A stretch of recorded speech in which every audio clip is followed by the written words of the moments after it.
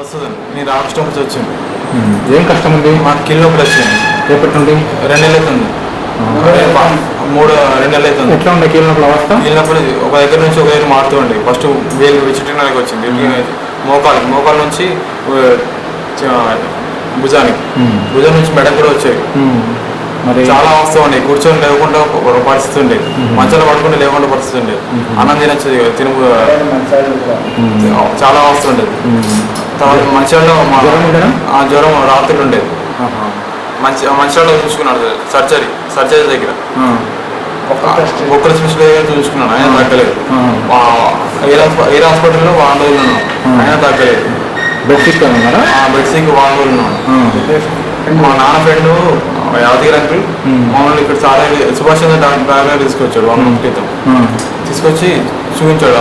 మెల్లమెల్ల క్రమక్రమంగా తగ్గుతూ కీళ్ళ వరకు తగ్గుతూ వచ్చింది.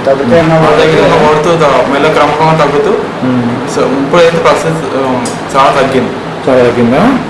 ఇప్పుడు తిరుగుతున్నా, పని చేసుకుంటాను సార్. బాగానే తింటున్నావు? తింటాను. ఏం కష్టం లేదా? ఏం కష్టం లేదు సార్.